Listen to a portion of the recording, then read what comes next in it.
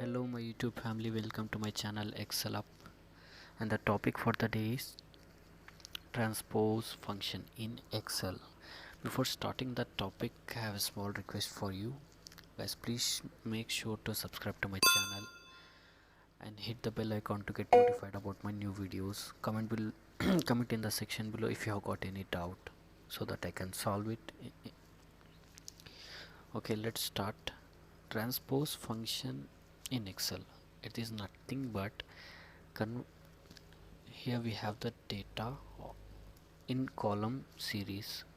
With transpose function, what you will do is it will convert the column data into row data and the row data into column data, vice versa. So let's try it out.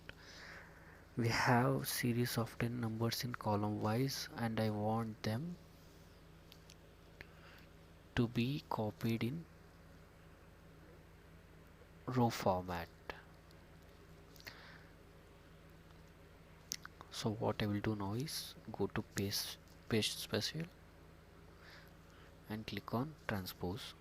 Okay, see, that's another way of doing this one. And the same thing, I want to convert this row into column.